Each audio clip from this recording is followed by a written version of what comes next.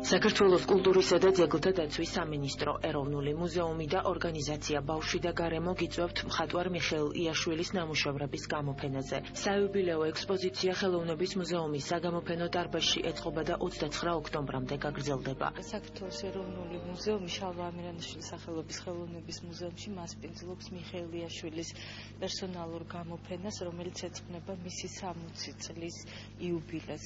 სამწუხაროდ ბატონი მიხეილი 2 წლის წინ გარდაიცვალა და ეს ცოტა ნოსტალგიური და სევდანარევი გამოფენაა, რომელზეც წარმოჩენილია მისი შემოქმედების სხვადასხვა ეტაპების 40-მდე ნამუშევარი.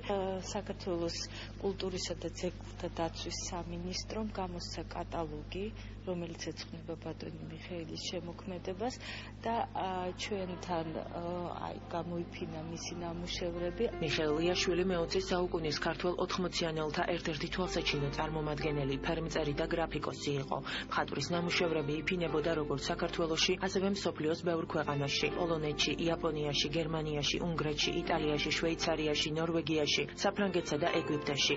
არ ვიცი, ვერ წარმოვიდგენია თუ შეიძლება ადამიანს ყავდეს ეგეთი კარგი მამა, როგორიც მამა იყო.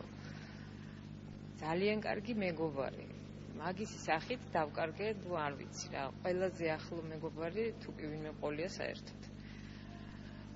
თუ პროფესიონალი, როგორც პროფესიონალი ყოველდღე მეც მხატვარი ვარ, მეც გავყევი მამას გზას და ძალიან მედგა ყოველთვის გვერდში. მხატვრის ნამუშევრები დაცულია საქართველოს ეროვნულ მუზეუმსა და სხვადასხვა გალერეაში, ასევე მრავალრიცხოვან კერძო კოლექციაში, როგორც ჩვენს ქვეყანაში, ისე საზღვარგარეთ. დღევანდელი დღე მინდა აღნიშნო, რომ არის სამწუხაროდ და არის დიდი ბედნიერებაც, რომ ბატონი მიშა მთელი ცხოვრება სიკეთით სავსე იყო და ლამაზი ღიმილი დადიოდა და ლამაზი ცხოვრებით ცხოვრობდა და მისი ცხოვრების წასვლის შემდეგ მისი ცხოვრება გრძელდება მისი ლამაზი სურათებით, გრძელდება მისი შთამომავლობით, დაგვიტოვა არაჩვეულებრივი შთამომავლობა და დიდი მადლობა მას. მიხეილ იაშვილი წლების განმავლობაში მოღვაწეობდა სამხატვრო აკადემიის კინო-ტელე ფაკულტეტზე.